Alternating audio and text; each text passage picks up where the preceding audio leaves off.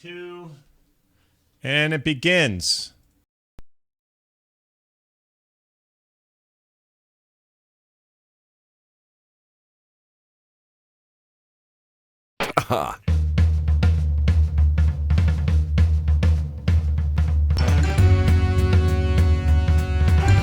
Hello, everybody, and welcome back to Current Geek. This is Current Geek, and welcome to it.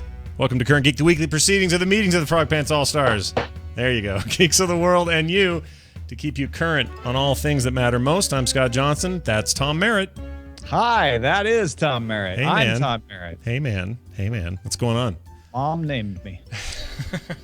Is it Thomas when you were born? Was it something else? Was it just Tom? Oh, Thomas, yeah. Oh, that's adorable. That's so cute. Tommy. I like it. I was Scotty, so we're both in the same boat. You know, I wasn't really Tommy apparently I was Tommy at first, but it just didn't stick. Didn't hang? Yeah, Scotty didn't last more than maybe 3rd grade. But hey, I'm getting a 2-for-1 Scott Johnson today. This is awesome. Yeah, you were on the Instance this morning. If you haven't heard that episode and you like your World of Warcraft, you might really enjoy Tom's guest appearance on the Instance this morning. He played the British fellow, and it was great. It was good to have you on there. Hey, I'm walking here.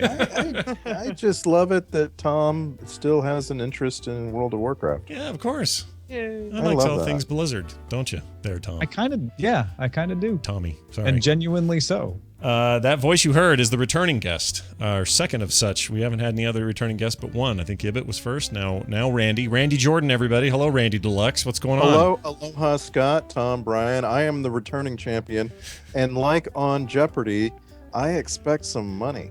the guy he just called Brian. Ladies and gentlemen, with us, joining us now, the chin beard himself, Mr. Bill Duran. Hello, Bill. Brian is a noble name. I'll take it. It is a noble name. Yeah. I work at a geek company, a nerd company, and everybody's named Brian or Andrew or David. Like, there are these certain names that this generation went in on hard. Yeah, and now there's multiples of them in the same office.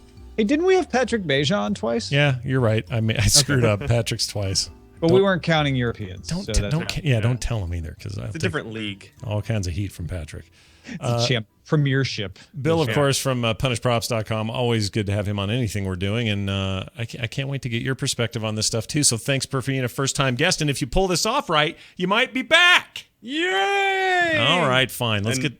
Sorry, what? I just real quick would like to have a very happy birthday to my identical twin brother Rob. Oh wait, It's your birthday today. I forgot. Yay! Yeah, nicely done. Is that what you two do? You wish each other birthday wishes? Sure. It's a great way to be complimentary and self-serving all at the same time. And who's the older one?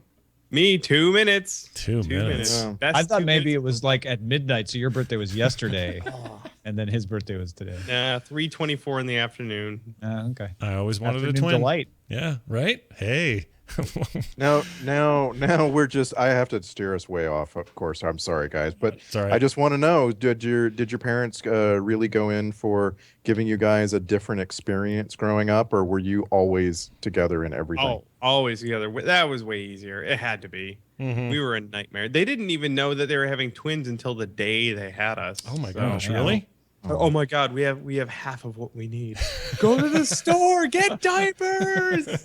Did they really not know? I guess it would have They didn't been. know, yeah. I mean, ultrasounds existed, but they were pretty rudimentary, I guess. Right? Yeah, they did one the day of, and they're like, "Oh my God, 4 arms. Your- Oh no. Oh, 2 heads. Oh, it's some sort of. two whole bodies. Oh, We're phew, okay. phew. You have twins. Sorry, the double So- penis was a false alarm. Everything's fine.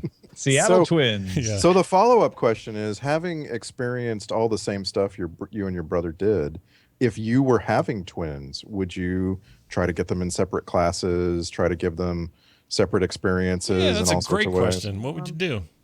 I would probably run away, screaming. And no, the thing is, like, I've had a best friend for my entire life, so I wouldn't force anything, and if they wanted to hang out together, that's what I would do. Oh, that's good. Who has been your best friend? Oh, right. Okay. No, I'm sorry. A stuffed animal named Petey. I'll say this, Bill. Your brother's a super nice guy, but it just occurred to me that maybe you're him tonight. How do I have any proof that you are who you say you are? Well, he has a scar on his butt. All right, I will And look I into don't. it. See your butt.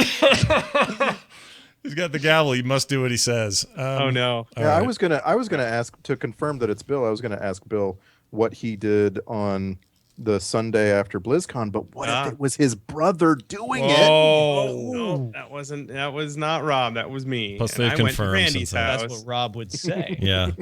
I went to Randy's house and we had tea. It was lovely. Oh, lovely. Tea at Randy's. Here you go, everybody. Let's get to the top stuff. Herbert Hoover, Secretary of Commerce in 1922, finds infant radio facilitates news gathering, as do many others in high public office. This is Tommy Merritt's portion of the show. Thank you, Scotty. Mikey P. Kennedy tipped us off to our first story at the subreddit, currentgeek.reddit.com. A Halo feature film is in the works. You may say, well, I thought, yeah, Steven Spielberg. No, that Steven Spielberg's doing a TV show for Microsoft around Halo. This one is a feature film produced by Ridley Scott.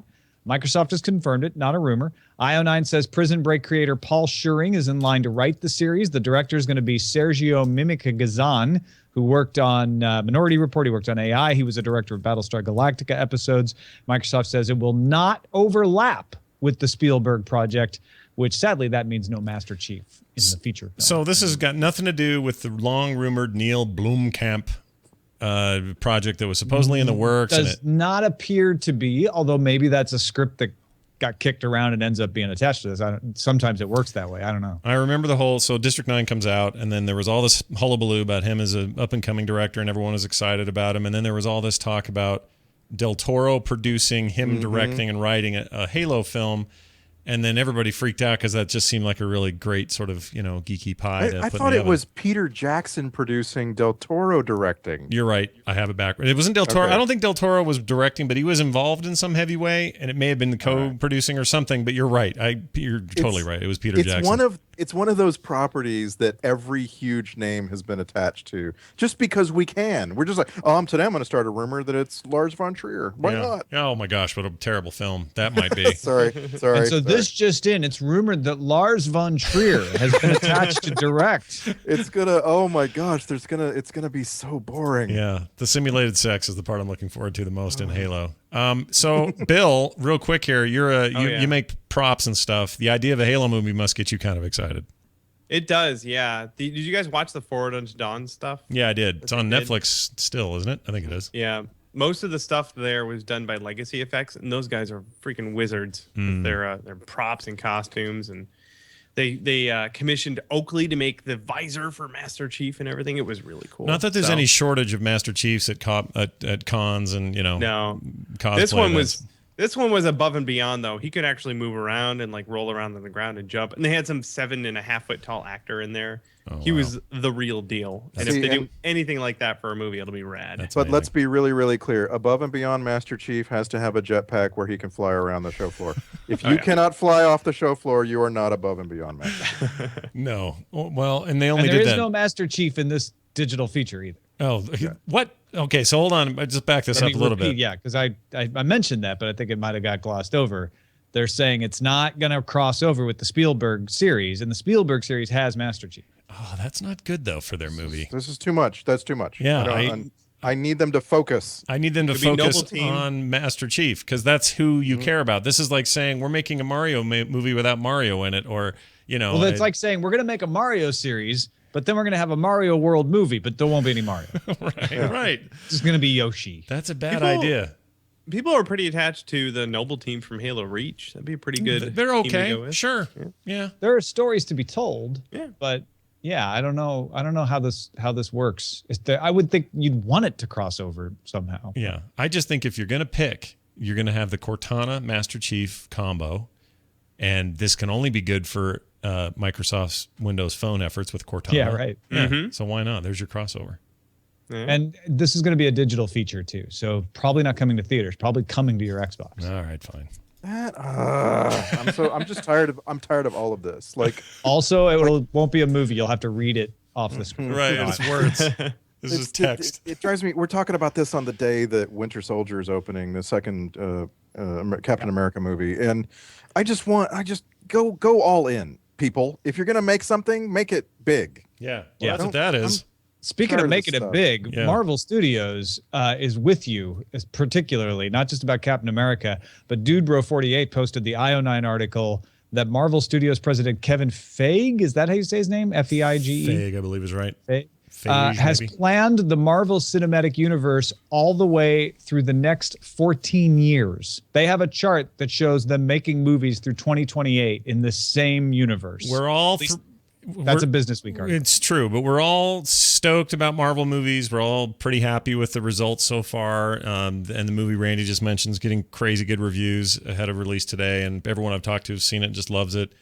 Don't you think, though, in 14 years we might be running a little tired of the 60-year-old Robert Downey Jr. as Iron Man? Well, I mean, one presumes they'll have new casts for things they rotate through and all that, but I guess is this the next Star Wars in that we'll never get tired of knowing that there's more coming? Or maybe Star Wars is a bad example, but they'll at this point, by the time they get to like 2025, they'll have to make a Darkhawk movie. So I'm pretty excited about that. That's great. Or Moon Knight, that'd be cool. Yeah, start digging into those obscure characters. All my favorites are obscure characters. I want them to make a Luke Cage Power Man movie and a long shot movie and.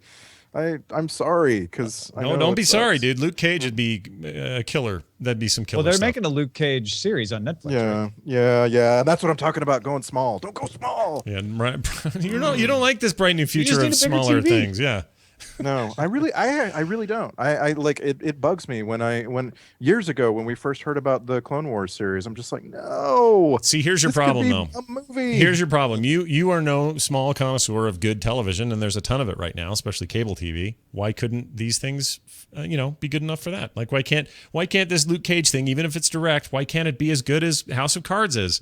As a direct to home, streaming thing. I don't want you to get the impression that I'm calling things that are big good, or like that this is about good and bad, because I love sitting down and consuming a whole season of something on Netflix streaming. Like, I love that. I think that's just fine. Sure. It's just that there are certain stories where I want to believe they're so amazing and fun and interesting that someone could spend $250,000 bringing it to me. Fair enough. There are other things that are meant to be consumed on the smaller screen, perhaps. One of them might be this next story. Wil Wheaton is hosting, writing, and producing a sci-fi series focused on science fiction and general nerd culture. Chris Hardwick much? The Wil Wheaton project is described by Wheaton as, quote, a weekly roundup of things I love on television and on the internet with commentary and jokes and the occasional visit from interesting people who make those things happen. He also summed it up as Talk Soup for Geeks. Premieres on Tuesday, May 27th, and will run for 12 episodes through the summer. Seems like a good fit for Will. Here's the theme. We have the music theme already. Here it is. I'll play it for you real fast. Shut up, Wesley. That's the one. Oh, that's not. We, of course, don't mean that. I'm looking forward to that. I think that'd be fun. Why not have a Talk Soup style show for nerds and geeks? Will is really engaging and fun to chat with. And my Hardwick joke aside, I think there's room for both. They're different styles. And I can't wait to see what Will does when he sits down and chats with people, because he is super passionate about stuff. And he's designed the show properly, in my opinion, by saying, I'm going to talk about things I'm super passionate about with people who are passionate about them. Right. Is it mostly focused on television stuff like the soup would be, or is this just anything? Like, hey, a new book from so-and-so. Science fiction and general nerd culture, television, and the internet. All right. It sounds like, honestly, if you want to really break this down, this is like Syfy saying we need to do something like people have on YouTube. We need a show that's like 1 billion YouTube channels where these are the focuses. This is the content they're interested in. Why don't we get in on some of that stuff, since we are supposed to be the bastion of sci-fi on television? That's a good idea. I think it's great. Still, where's the new ground being cut here? There isn't any, except to say, so that's my point. No. That's kind of my point. Like, there's a million of these shows on the internet already in various forms, podcasts, YouTubers, whatever. Him coming up and doing this is a way to put a popular face and a lot of crossover audience on top of a show that is kind of rare on regular television. Do you see what I'm saying? Like, nobody else is really doing this. Personally, if it were someone else doing this, I might feel differently, but I like Wil Wheaton's style. Yeah. I like the way he talks about things. I think he's funny. I think he's smart. So that to me is like saying, well, wait a minute. Why is Jimmy Fallon doing a talk show? That doesn't break new ground. It's like, well, I like Jimmy Fallon, so I'm going to like The Tonight Show. this is the same sort of thing. If you like Wil Wheaton, you're probably going to like this. Yeah. Our old friend Jim Kirk started doing the clip show 8 years ago. Yeah. And it was awesome, by the way, and I wish that had gone on forever. Like, I just feel like this is old. It's not just saturated, but like I'm tired of it. I'm telling you, it is straight up a mainstream audience grab. That's what this is. Because you're absolutely right. No new ground where we come from. Like where we sit, this is all happening already, including stuff from Wil Wheaton himself. Well, you can also, just hold on though. I mean, if this is targeted towards geeks, it's about science fiction and fantasy, so I don't think it is mainstream. Well, I think the idea is, the format's not new, but the stuff we're going to talk about is stuff you're going to enjoy hearing about, and the guests we're going to get are guests you don't get. I mean, you could say 4 guys sitting around on an audio podcast talking isn't new either. No, that's true. You make a good point. I don't. Maybe the audience is the same audience. Yes, Bill. It'll probably appeal to the widest range of geeks, kind of like the way that Heroes of Cosplay appeal to the widest range of cosplayers. Yeah. Sort of thing. But there will be nuggets, I think, in there of really good stuff that we can extract those nuggets and nibble on them and enjoy them. Well, and before we leave this topic, you come from a perspective specifically with that cosplay show, and you've told me before, and I can't remember what venue you told me this. Hopefully it wasn't in private and I'm not supposed to talk about it. But I remember you saying, just like the King of the Nerds show that was on, it's another reality show, and reality shows kind of have certain tropes built into them regardless of the subject matter. So while they're appealing to some nerdy things, a lot of it is also just straight up traditional reality TV programming. And the cosplay thing had some of that too. There's coaching, or there's people kind of in editing are being made into the character that they want them to be, even though that may not be accurate in real life or whatever. This seems like an opportunity to say, well, no, this is just straight up Wil Wheaton. And those of you who don't follow him on their internet know him from Big Bang Theory and know him from Star Trek and know him from these shows and movies. So it just seems like a better way to bridge that gap instead of the reality TV show way, which is kind of a lot of crap thrown in because it's TV and the stakes are high. Yeah. So anyway, I think it'll be good. Our next story is going to be entirely breaking new ground because there's only like 2 or 3 companies doing it. And the latest is Jaunt, a Palo Alto, California company. They just raised $6.8 million to figure out how to produce movies that will work in virtual reality, like the Oculus Rift or Project Morpheus from Sony. The company makes the algorithms necessary to stitch together recorded video and audio to give viewers a stronger sense of being there. And they've demoed off some test video through an Oculus Rift, showing people watching, say, a rapidly moving skateboarder or a school-age chorus standing in a circle or a group practicing martial arts. And the shot is steady. What changes the scene is you turning. So when the skateboarder goes by, you have to turn your head to follow it. Yeah. This is interesting because, this may have been on Film Sack, Randy, where we may have discussed some of this, but this idea that movies need to adapt to a emerging virtual reality kind of technology market where you're now in the story. So instead of something just sort of happening, displayed before you in a linear way, built by an artist or a director or whatever, you're going to stand in the middle of that group talking on camera. You're going to be able to hear the conversation from further or closer distances and these kinds of things. I'm not so sure. I think it's good that we're exploring this, but I'm not so sure you can do this. The whole idea of a dramatic film, for example, is that it's been sort of crafted for you by somebody with a vision versus going to see Jurassic Park, which doesn't necessarily have to be that deep, but it's a big kind of event experience.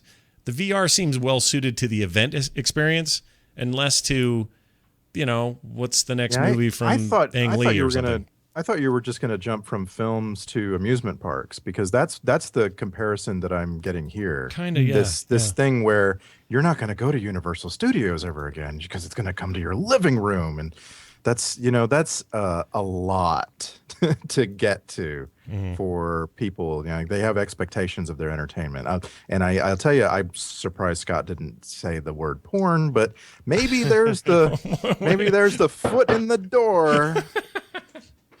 Tom. I was gonna say the 32-year-old in me says, let the director have all that control. But the 12-year-old in me says, I can peek around the corner and see more boobs. Right, so. Right. Boy, look at you at 12. Yeah, I feel like you guys are right, and it's more of a voyeuristic. Like I would love to be here. Give me a reenacted scene from the bank heist in that movie whose name just left me for some reason. Heat. Okay, take the movie Heat. You got your Al Pacino, you got your everybody, right? And they're having their big. It's one of the greatest Michael Mann directed, greatest heist moments in the history of film. Let me go back and be in that film somehow, like a holographic whatever. Let me walk around, do stuff, pause it, rewind it, get real close to Val Kilmer, that kind of stuff. That's interesting to me. But if you're going to give me a new movie that I'm supposed to like, it's going to be lavished with Oscars and great acting moments and stuff. I don't think walking around, checking out stuff, being distracted by things on the wall is the way that stuff's supposed to go. And how do you do this with a second person or a third? Yeah. How do you sit in your living room with people and do this? Right. I'm curious. Right. Well, because in the future, Randy, obviously, we'll all have lightweight glasses and a shared experience through an ad hoc wireless network. Yeah. Or no friends. Metaverse, man. Also, the friends will be virtual. Yeah. It's all about the metaverse at this point. So we'll see. No, I'm a little more bullish than you guys. I mean, I think there are stories that can take advantage of this. Granted, like taking movies that we have now and saying this will replace them would be stupid. There are reasons why directors are good at what they do, and directing your attention is one of them. But I think there's directors who could take advantage of the fact that they now have a wider landscape. Just like Panavision was, you could make bigger and broader landscapes in movies. This isn't another step down that road, in my opinion. So, yeah, most of the action might be taking place in front of you, but you're going to have a total 360 view. So your peripheral vision can be used and cued. And maybe when the car chase scene starts, you hear the car coming and you can actually turn around and see it as it's heading toward the action. I think stuff like that could make it really cool. Yeah, and like I say, when you're on the Pirates of the Caribbean ride at Disneyland, they make a point of bringing things up on the side that you haven't noticed yet and causing you to wheel your head around and see. I get that's entertaining.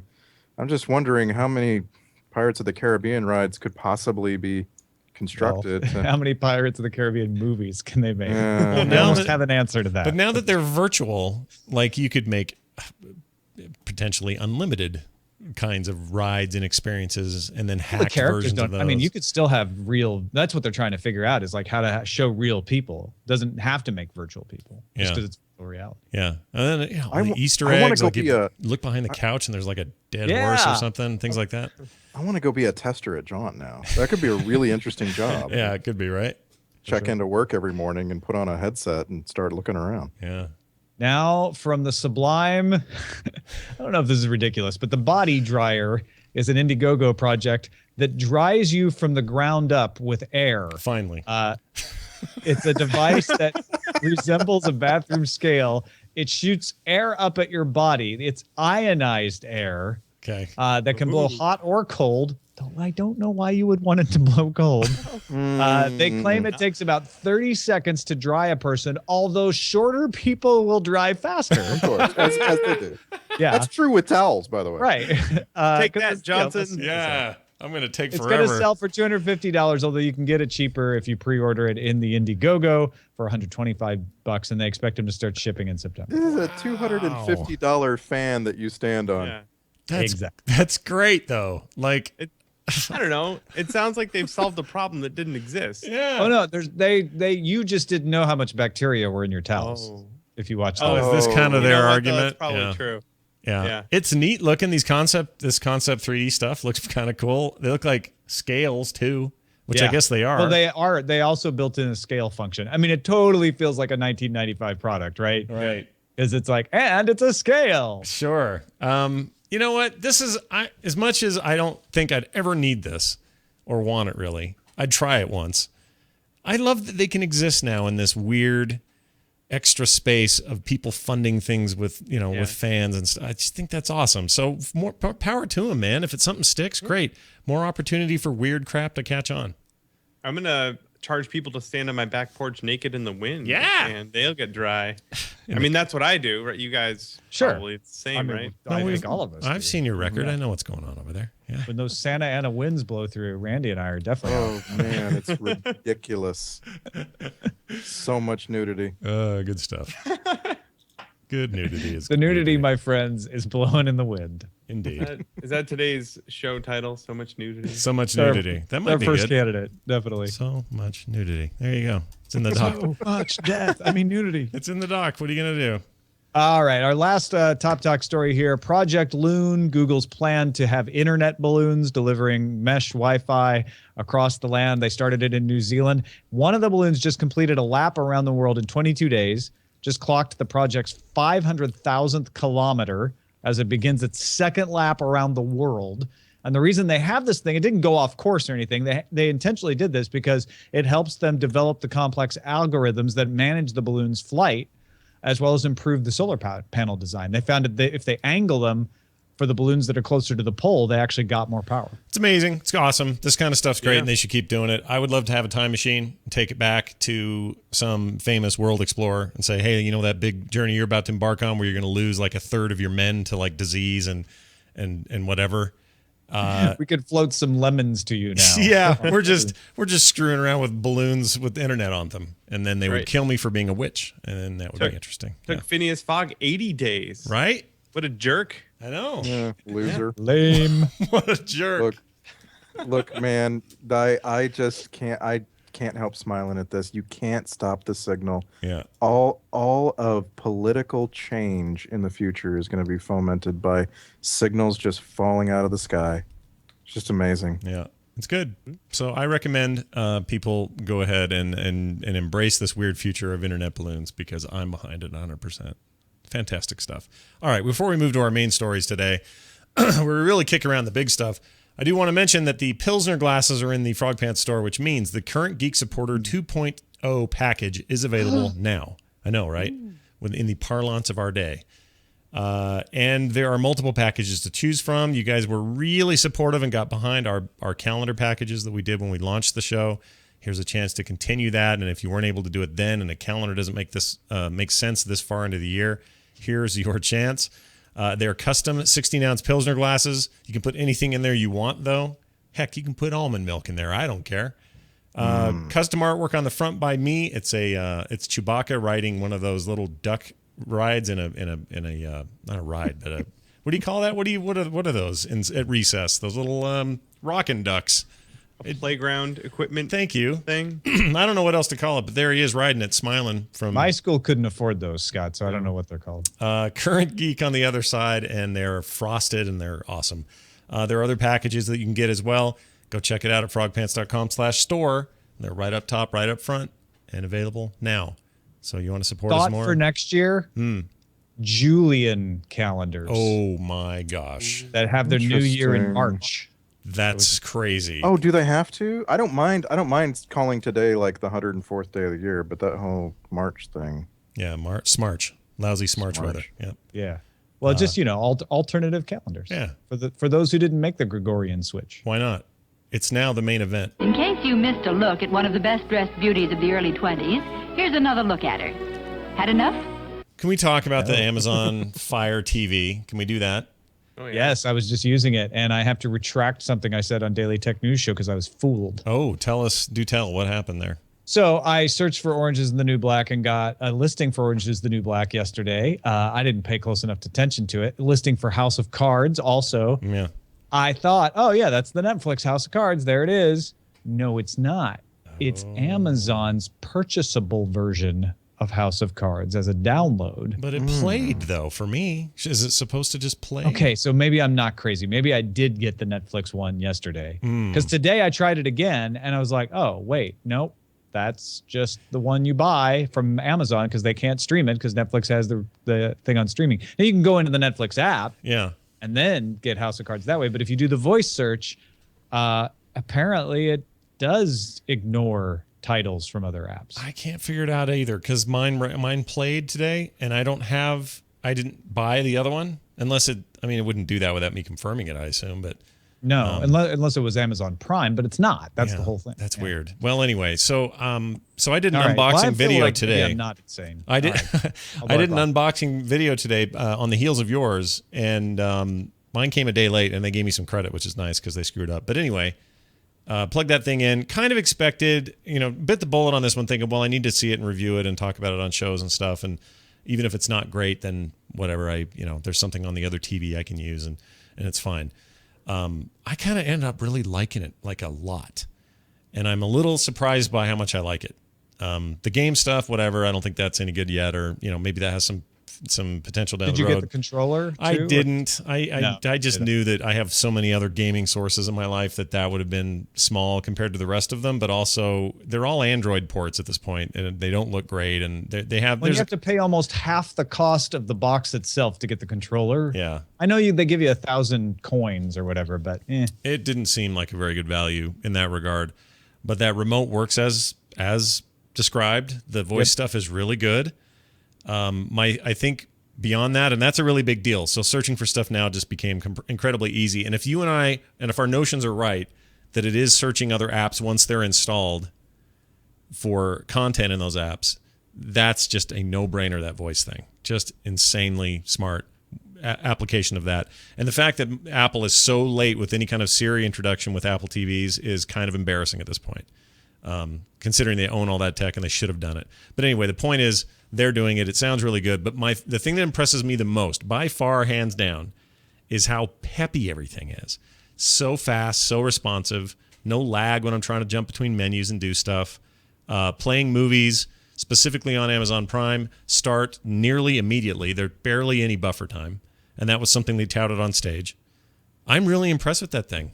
I like it. And it's small and sleek and cool and, runs really fast and doesn't heat up, and I don't have to turn it off when I'm done like a PlayStation or something. It's just great. I'm totally into it. And it resembles the 14th thing that I'll have connected over in that part of the house. Yeah. I am tired of the things. I feel like Microsoft had such a great opportunity to ship an Xbox One that came with a slot for me to put a cable card in, and they just blew it. Totally blew it. And now I'm gonna have the 15th thing in a few weeks, and I'm just sick of it. I'm sick and tired of switching around. Xbox Watch TV. No, I mean Hulu Plus. Damn it, I don't even know. Yeah. Well, that sounds more like an Xbox One problem to me. But it's not just that. It's the there's an Apple TV, there's a PS4, there's all these things. Sure. No, you're right. And you're right. I look at this and I'm like, okay, if it just can get rid of some things, then I'm getting more interested, And well, it is interesting to see the different angle that they're coming at with this. So traditionally, the angle has been, hey, the Xbox will play your games, core gamers. That's what we're here for. But now we've introduced some of this media stuff. This is the opposite. It's like, here's all the media stuff, and it plays some games. It's an interesting way to approach that. And in a market that's getting ever crowded with Rokus and Apple TVs and other small set-top boxes, it's interesting to see them, go for the jugular on the gaming part while nobody else seems to be doing that. I mean, Roku has some stuff. You play Angry Birds on there and some things. But that's the thing. The Roku 3. Have you used a Roku 3, Scott? I've never used a 3. I had up through the 2s or the second gen, and I hadn't had anything since. Because the Roku 3 is about as responsive as the Fire TV. It doesn't do the pre-caching thing, so maybe over time you would feel that the Fire was a little snappier, but the menu system and everything is totally the same, to me anyway, on the Roku 3. And it has games. And frankly, the games are so not appealing to me on these kinds of boxes that to me, those are about the same. Granted, Amazon's got a much wider variety because they have this store that they've been developing for a long time. Roku doesn't have as many games. Mm-hmm. But if I wanted a game of that kind, I can get Angry Birds, right, on the Roku. Sure. So I just don't see that much differentiation between these two things, except that Roku has a better cross-app search for sure. No matter whether we're imagining things or not, definitely almost everything that comes up in the search on the Fire TV is an Amazon product, whereas on the Roku, it does cross all the apps that you've installed. But Amazon's got this voice recognition functionality that really works. So it's kind of a narrow race to me. Yeah, I think part of the reason it's jumping out for me is I've been using my Apple TV for a while, and that interface needs to freaking go. It is slow. It is non-responsive. It's all the things that these are now doing, and it's just not keeping up. Now, I know they got stuff up their sleeve. We're probably going to get something new this year, and I've had this one for a while. I get that these things change, and what used to be the new hotness is now kind of the old and cold, but it's just not even close. So my comparison is a drastic one. Whereas if I had a Roku 3, I'd be feeling different about it. But I don't have a problem with all this competition. I think this stuff is good. And Bill, if somebody came to you and said, "Dude, you got $100 to spend, go get a set top thing," where are you throwing your money? That's a tough call because I don't have any set-top boxes. I have an Xbox 360. Yeah. I have a PlayStation 3, so I can play my Blu-rays from the red box down the street. Yeah. And I have my doghouse plugged right into my TV. I do all my gaming on that. I do all my Netflix on that. And it does just about everything I need it to do. Yeah. I mean, the answer has been, well, you go buy an Apple TV for years. And I don't understand why they are dropping the ball so hard at this point. I agree. Like, I just don't get that. They have everything set up. They're ready to go to expand that thing and take over. And they just don't. They're like they still call it a hobby, or are they off that now, Tom? I can't remember. Yeah, they're saying the hobby is very profitable because they sell a lot of content through it. But I mean, Randy, what does the Apple TV need to do to make you happy? everything it's not doing. Like it's like, well, okay, well, for starters, what's in there? An old iPhone basically is in there. Yeah, and iPhone 4 or something is the current one. Why isn't it just letting me load all my apps? I've been buying apps for like 7 years from these people, you know, right out of the gate. I can think of a bunch of apps that would be so nice to have on my TV via that. And, you know, instead of here I am constantly, I will bet you I mirror my iPad to the television more than I just use something off the Apple TV. Apple TV is a waypoint. Yeah, I agree. AirPlay is a big deal around here, and that's how we used it primarily in the last probably 6 months. Well, there's a lot of video apps that the makers of do not want to be on the Apple TV.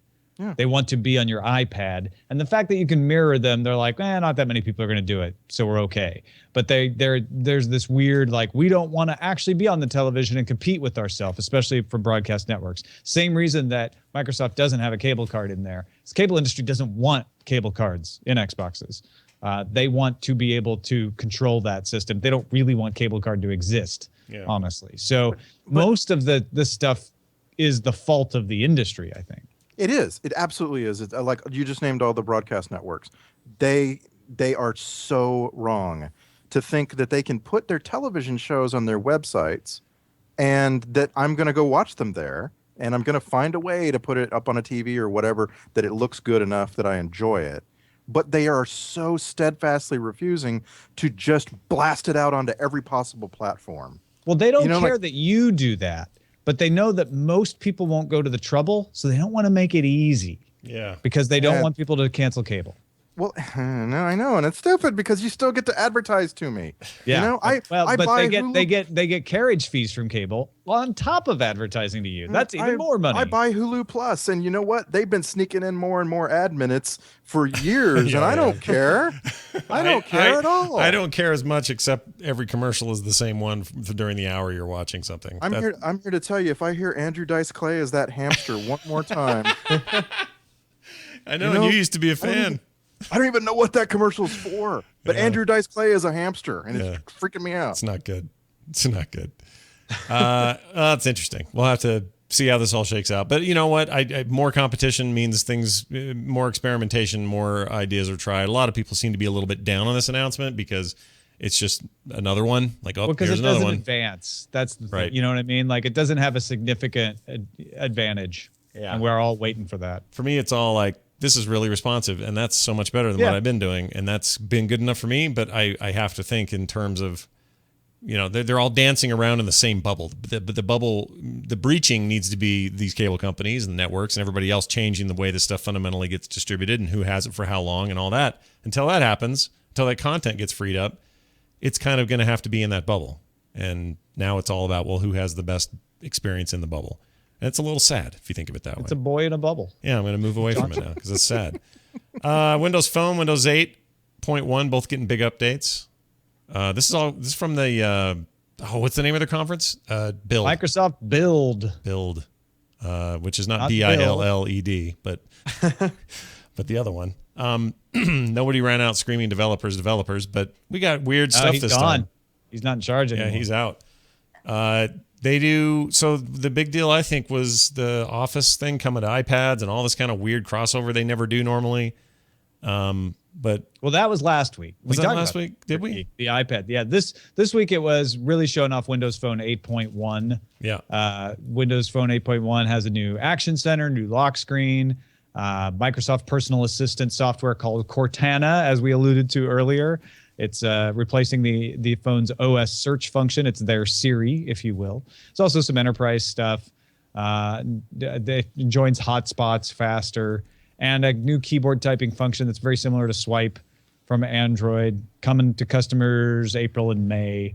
So if you're a Windows Phone user, you're probably going to be excited about this. I'm not sure there's anything that really, you're kind of the same story as the Fire in a way. It's not anything in here that's really going to sway you like, oh, I'm definitely changing a Windows Phone. Yeah. Is Cortana blue and sexy? Yeah. Okay, I'm in. Yeah. Not the same. Not the same. That would sway me a little bit. I like putting fictional characters in my devices. I feel like this speaks to you, doesn't it, a little bit, this whole idea? Yeah. My phone, all of my noises on my phone are all claptrap. Whenever I have something, it's haha, claptrap. Yeah. So if it was Cortana acting as my phone, that actually appeals to me a lot. Yeah. Claptrap from Borderlands, for those who don't know what we're talking about. Yeah, he's one of those people who can tolerate claptrap. There are two kinds of people in this world, Randy. Those that can and those that cannot. God, What about what if it was Wheatley or GLaDOS? Yeah, I did a poll on Twitter about this, and GLaDOS won hands down. But a lot of people said Deckard Cain took like a third place in that list. Yeah, it was GLaDOS, Navi from the Zelda games, right? Which would annoy me to no end. Yeah, me too. And then I can't remember after that. There were a bunch of others. Stay a while. I'd answer your phone. Yeah, stay a while and pick up your Throw a bunch of gems in your phone and I'll transmute them. I love anything Anthony Birch writes, but when he writes things for Claptrap, I just feel like it's a waste of time. Oh, that's too bad. Claptrap's all right. I don't like his. He outwears his welcome sometimes. I'll give you that. Oh, easily in a few sentences he outwears. But not in Bill's world. No, he's good. I'm so happy that they're still making Windows Phone updates. Like, I'm no Apple or Android like fanboy or anything, but telling me that is like telling me they're making a Zune update. I'm just like, what? That's because you don't live in that world. The Windows Phone keeps gaining market share in the U.S. It's actually got close to a 10% market share in Europe and growing strong. So it's on the rise. It's not like a BlackBerry or your Firefox OS where it's just wasting away down there in the single digits. Yeah, that Firefox thing, jeez. This is for Randy, just so you know, every day I wake up to this. Oh, dude, that would kill you. Oh, this explains so much about you. Every single day. That would kill Claptrap you, lets dude. me know it's time to vominos. Oh, that Well, would wait, kill you. maybe Randy will get a little more excited about Windows 8.1 update coming to your Windows computer April 8th, because they're doing some taskbar improvements that make it easier to switch between desktop and Windows Store apps. The apps can be pinned to the taskbar, and the taskbar will actually show up in those tiled apps on that weird screen. The start screen on non-touch devices is going to move settings, power, and search buttons to the top right. Yay. So you don't have to go through that stupid dance to try to turn off your computer anymore. You'll be able to right-click a tile for more actions, and they're going to talking about bringing back the start button in future. Yeah. I get my hands on a Windows 8 computer. I run that shell script that turns it into Windows 7. You wouldn't have to run the shell script anymore. But I still would. I still use Windows 7, so that's yeah. Most gamers and I think people are holding out for. I use Windows 8, and it runs once you're on the desktop mode, it feels like 7. It's only that weird tiled interface that's different. Once you're past that, you never go back to it. Yeah. I like thinking that Tom has to do some interpretive dance to get his computer to shut down. Yeah. Oh my! You have to go to the right on the charm screen, and then down to settings, and then pirouette. Yeah. The pirouette's the hardest part. Oh, and the judges are harsh on that. I forgot about that. Yeah. You don't get it right. You can't turn off your computer. No? They're still called charms. That stuff over there. I don't know. That's what they used to. So dumb. All right. Well, there you have it. That's what's going on in those two worlds. Now it's time to stump these two guys. America scores and wins. All right. This is the part of the show we call Pop Quiz. It's not unlike a little thing that Randy and I created and invented on the Instance years ago called Rapid Fire Questions. And it's a lot like that, except you guys have even less time to think about it. You got a weird scorer. Tom makes weird scoring Why decisions. you call it weird? It's complex. It's really, rule-driven. really weird. It's really weird. It has an internal consistency. Yeah, and weird. It's pretty weird. Got layers of flavor. Yeah, and I'd call it weird. Has notes of cherry. So we're gonna play a little game here where Bill Duran answers cosplay questions first. Goodness. So you're up first, man. You ready for this? The answer is Yaya Han. If you get it correct, it's this. If you get it wrong, it's that. And Tom will score accordingly. Also a little bit weird. So here we go. First question. What year did the reality show Heroes of Cosplay start? 2013. Correct. Easy one. Point. Yeah. What It costume? says one season. Yeah. What costume from the Nerdtacular 2013 costume contest did Bill say was going to give him nightmares? That rabbit. You are correct, sir. Nicely done. Point. I'm looking forward to questions that about things that happened to me. This is gonna be really interesting. That's why I love these. What did you think of that dessert last night, Randy? What Bill Duran props made an appearance at Nerdtacular 2011? Again, something you did. Yeah. Ooh, but 2011. Oh no, that had to be the Jim Raynor pistol. Got it. The Illidan Storm Rage's Warglaive of Azzinoth. Yep. And the Protoss Pylon. You are correct. Nicely done. That seemed I'll hard. get a but half point though because it's stuff you made. it's stuff I was you gonna did. say, ask me more about stuff I've made. That was just testing how crappy your memory is. All right. What convention is there a policy? Or I'm sorry. What convention in their policy has a entry saying, "quote No costume is no costume," then referring to nudity as part of a costume? When referring to nudity as part of a costume. I gotta say, I'm seeing a lot of skin at Dragon Con, so it may not be Dragon Con, but I'm gonna guess Dragon Con. All right. Let's see. Oh, you're right. It is Dragon Con. Hey. Yeah. Oh yeah. Discourage That the should have nudity. been obvious. Half point. Yeah. Adam. My favorite last year was the swastika nipple covers. Yeah. That was the Those are winner pretty last good. year. All right, next one. Adam Savage likes to go to conventions in costume and not tell anybody who he is. What was his costume at San Diego Comic-Con 2013? That would be his Admiral Akbar costume. I saw it and I gave him a small hug. Oh, that's very nice. You didn't know you were with him for a while, though, right? Wasn't that I the knew deal? it was him immediately. Oh, did you? Okay. Yeah. He smelled like Jamie. I saw Norm from Tested run by, and I was like, "Where's Adam?" Oh, good. Yeah, that's a good point. He's always around that. All right, what network does Heroes of Cosplay air? Syfy. That's an easy one.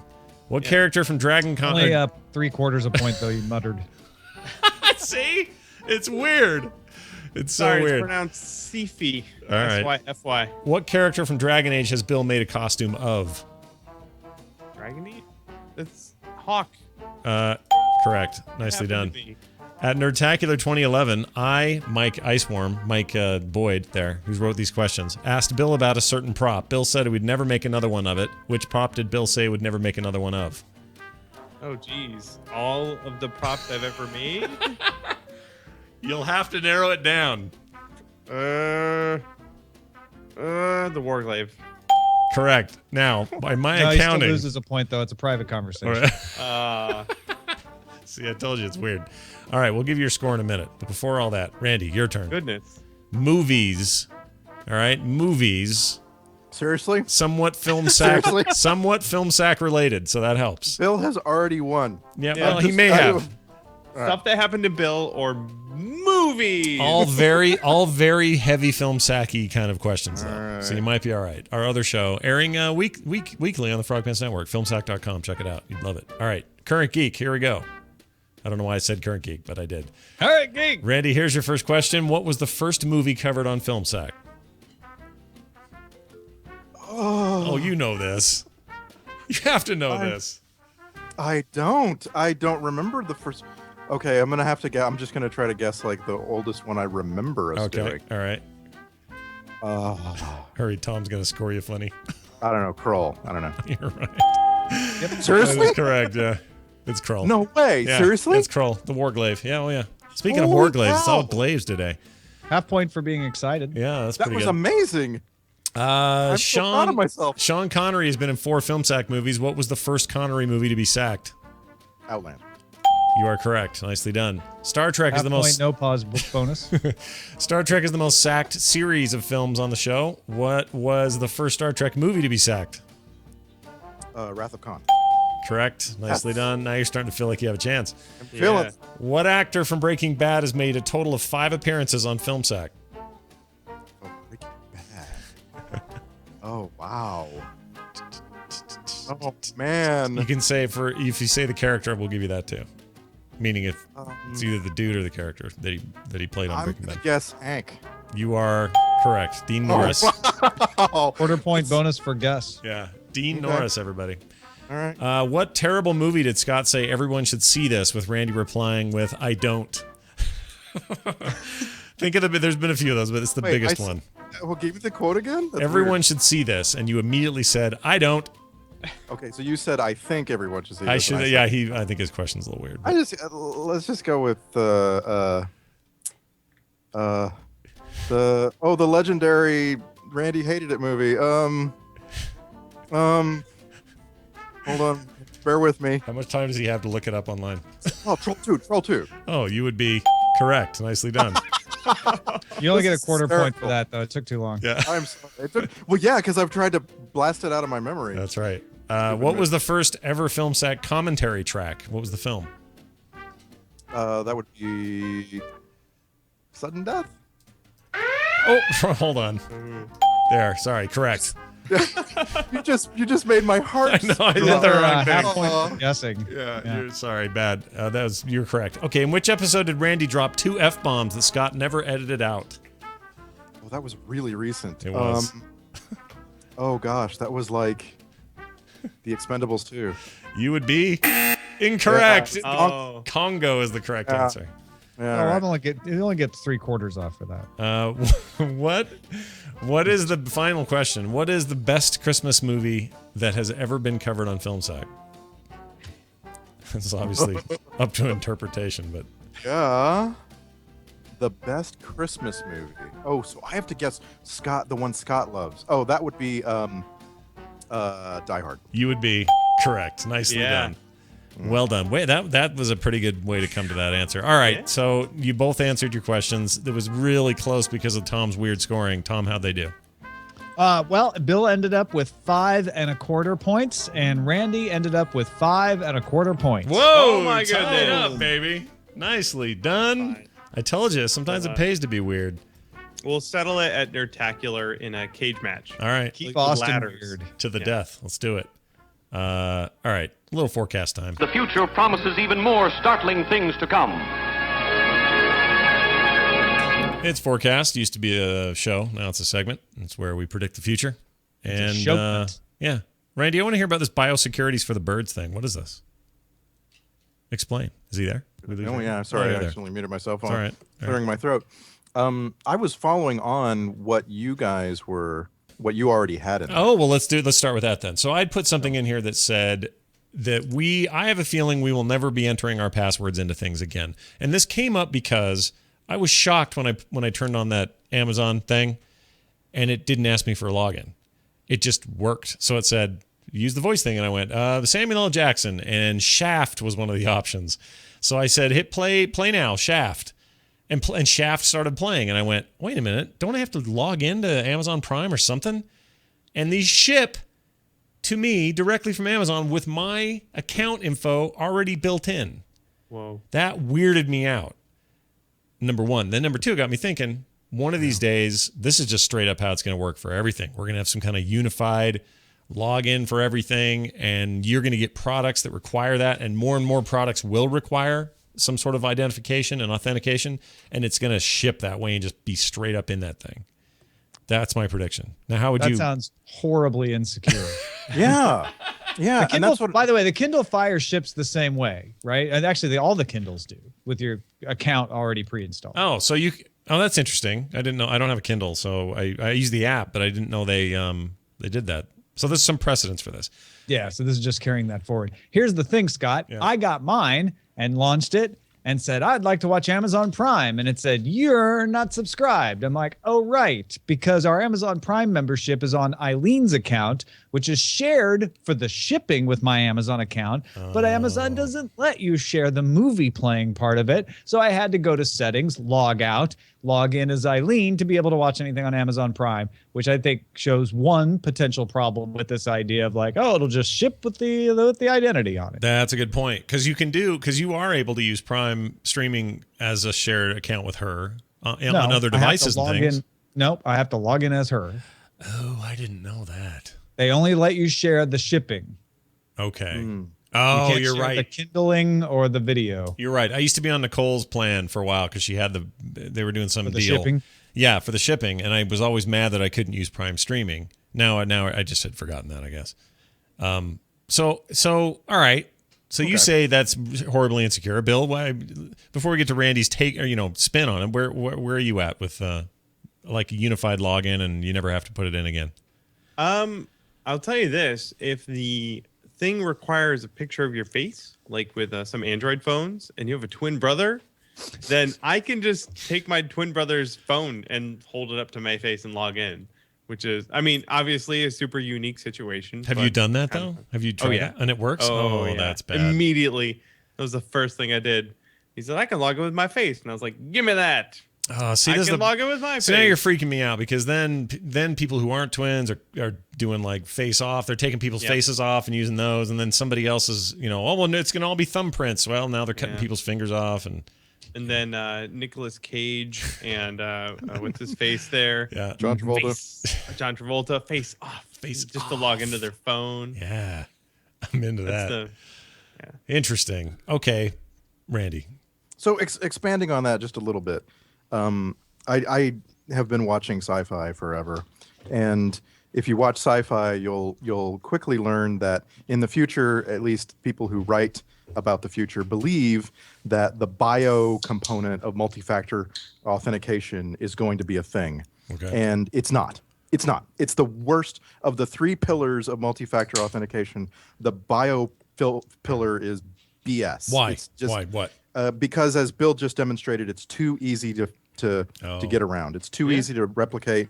For a brief time, remember when everybody was getting thumbprint scanners for their computers, and then everybody realized that pretty much anyone could put their thumb down and the computer would unlock. It was like it was so hokey. There is an example of that for every kind of biological identification. The 5S thing works really well, except there's still ways to do it. You can get that weird epoxy stuff and fake it. And the thing is, there's still two other parts of the triangle. There's what you are, that's the bio part, and then there's what you know and what you've got. And what you know is always going to be a part of multi-factor authentication. So you're going to have passwords. Right. Your great-great-great-grandchildren are going to have passwords that they're going to have to regurgitate through their two-way feeding tubes, and that is, that's a thing. But what's going to happen is we're going to get a greater emphasis on that third thing, that what you've got thing, that fob that a lot of us are carrying around, the RSA key, that authenticator app that we've got on our smartphones that we have to touch every now and then when we're logging in to play World of Warcraft. That thing is going to become more and more important, and I think it's going to become more snazzy. I really think that you're going to see a blending back toward the bio part, where you're going to have that authenticator maybe even built into you. But it's not, again, we're not talking about something that's unique to you because you were born with it, but rather because you've got it with you all the time. Well, what if it's just a straight up DNA scanner? Like, what if we get that good at it where it's, because that's unique to you. There's nobody like that, right? I don't know. I have some of your hair here, Scott. Yeah, I log in. But Randy, I mean, it's multi-factor authentication. So you have to have all three to log in. You have to have two different. Multi-factor means two different things. Two among what you know, who you are, and what you got. So two of the three is what you're saying. Yeah. Well, and some systems will use three. Will try to use all three. But I guess what I'm saying is you could use all three. And when you're saying is why bother? Just use two. Yes. So I think the one inherence factor that I've heard, which is the what you are part, that sounds intriguing, is your typing pattern. Now, granted, this is probably not, you're not going to want to do this in the future because people are like, why would I want to type, right? Because we'll have some other input measure. But people's typing is very unique to them. And that could actually be the what you got factor as well, the possession factor. Like, I have the ability to type, I guess, but it's very unique. And so just typing in your password, if it's long enough, could tell the computer that it's you, because other people don't type in the same pattern that you do. And there's been a lot of studies about this. And you may say, oh, come on, how different can it be? It varies considerably and significantly between users. Interesting. I'm telling you, somebody is going to be the next RSA, the next company to come along with something that represents the fob of ID. And I'm telling you, invest in them. Excuse me. Wow, my throat just went inside out. It's like the other way. Invest in them. Yeah. Voice print. Nobody would be able to duplicate the sound I just heard. So I think you're authenticated. Right. Interesting stuff. I would like to hear what listeners have to say about. I just did quick research, and at this time, apparently, the technology does not exist to analyze DNA on the level required to distinguish the difference between identical twins. Yeah. So even a DNA scanner thing would still fool my I wonder twin if brother's you phone. and your brother type the same too, because that's quite possible. We laugh the same, which is really, it's like laughing in stereo, which weirds out my wife. It is really weird. I've heard it. My brother and I have the same laugh. We were born 9.5 years apart. So but you are a lot twins. of that's more. There's just a really long labor. You're really cozy in the womb. I'm not coming out yet. Yeah. Give me 9 years. Give me 2 more minutes. So Veronica just texted me and she says there's a fourth kind. And here's what she says. How about this fourth authentication? How about a booby? I don't know if we can do that. I don't think that's a good idea. That's something you possess. It is, right. That's what you've got. That's what you've got. If you're lucky. Good stuff. You have one in your pocket. You hold it out. Right. There you go. Oh, hello, Miss Belmont. Come on in. This will be fun. She'll love that we did that. Let's get to an email real quick. And it comes to us from Eric, a.k.a. Hawkito. Eric Van Skyhawk, good friend of the program. Currently works at Nickelodeon, doing real good work there. And also not at the raid last night either. No. Could have used him. That punk. I wasn't there either, so whatever. Eric, a.k.a. Hawkito, let us know about this awesome Kickstarter. He's got a friend who's part of it, so he wanted me to be aware of it. But it's where this dude is going to make these beautifully, and this is a quote, beautifully handcrafted, durable, affordable, and completely modular gaming terrain, unquote. They're pretty amazing. They totally need to kind of be seen to be believed. There are 4 days left on the Kickstarter. I guess almost 3 now. And they're well overfunded, but there's still time to get in, and they are ornate and gorgeous. They are beautiful. Man. This is Dwarven Forge. Yeah. And they've been doing this a while. And I've seen some of their stuff. It is top notch. Yeah. Really good stuff. I mean, the pictures in here alone are just kind of blowing my mind. And it's modular, so you can build just about anything you want. If you're familiar with the way things kind of grid out in a D&D game or Pathfinder game or something, then you kind of know what you're getting into here. And it is unlike anything you've perhaps seen. You can build just amazing stuff. So, and they have their stretch goals as a map. Yep. Isn't that cool? It's really well done. Anyway, worth checking out. Search for Dwarven Forges Caverns or something to that effect on Kickstarter. Again, you have 4 days to go if you want to get in now on this stuff. All right. That's that for that. That's it for the show, too. We're done. Huge thanks to our guests. I want to thank, let's start with Bill. Hey. Bill Duran over there. Tell folks where they can find more about your awesome prop building and everything else you have going on. Well, I'll tell you what. I've been doing a whole bunch of stuff over on my YouTube channel, youtube.com/punishedprops. I've been doing this like weekly show thing. Like you guys know what that's about. I'm sure where you do a show every week. Mm-hmm. And I do Q&A. I have a guest on, someone. I just had my friend Chris Miles on, who is an engineer, a costume and prop maker. He's a real wizard with 3D printing and building props like that. I had him on last night. That's all archived on my YouTube channel. And it's totally worth checking out if you're into making stuff in general, not just props and costumes. Lots of really great information over there. Nice. So go check it out and subscribe. Chinbeard on Twitter, everybody. Follow him You got there it. as well. Mr. Randy Deluxe. Where should we be sending people for you these days? What are we doing? Dude, I need more Twitter followers, and I'm the guy who always consults people. Don't focus on your Twitter followers. That's not what Twitter's about. That's true. That's a number that doesn't mean much about whether you're, effectively engaging with people. But I want more Twitter followers. So twitter.com/Randy Deluxe, and oh my gosh, Film Sack has been good. It sure has, It's right? just- Yeah. Hitting it on all cylinders. I love that show more than life. I am really, really excited about our live recording of Film Sack coming up at Nerdtacular. Yeah. I'm wondering if 5 days after I taunted Scott with remembering what the movie is, if he has remembered. I still don't remember. I really don't know. It's gonna be so good. We've got a really awesome selection, and I'm gonna so take your fun word for it. I'm sure it is. I'm excited about that too. It's gonna be great. It's a grand tradition now. We do at the show, and people, nerdtacular.com, still tickets available, people. So go get them. Mm-hmm. Yes. Oh yeah, go. Come meet us, hug us. Bill will be there. He's be judging this year's costume contest and doing a cosplay panel. I mean, what the That's hell right. else can you ask for? Yep. And I had a dream that we got trapped at Snowbird because of rock slides. Great. For a very long time. So Yeah. these are the people you want to be trapped with. Trust me. It doesn't happen very often. Every 100 years. or so. Unfortunately, we had to kill and eat Iceworm, but he was delicious. No, he wasn't. It was terrible, gamey and stringy. All right. Well, I was going to say something else. I forgot. Tom. Yes. Anything else, man? What's going on? I just want to apologize to Brian Woodard for saying very unique. Is he choking on that? It Is having a little bothered trouble him. with it? Okay. And I'm sorry. All right. I'm sorry for you. It's just unique. Yeah. It's not the You grammatical can't make error it we more wanted. Unique. It's unique. It's alone. I get it. It's So not the grammar error we wanted. It's the grammar error we needed. So You're the best Tom Merritt ever. he really is. He really is. Ace Detect on Twitter, Daily Tech News Show, a billion other things. 10 State on Patreon. Go support that. Anything else? Is that it? That's it. good. Yeah, that's it. Geek, man. Get those Pilsner glasses. Current Geek. Go check it out. CurrentGeek.com, CurrentGeek.reddit.com for our Reddit page. Submit stories. We'll talk about them on the show. At Current Geek on Twitter. At Scott Johnson for me. At Ace Detect for Tom. CurrentGeek@gmail.com. CurrentGeek.com for everything else. We'll see you guys next week for a brand new show. Bye now. Whee!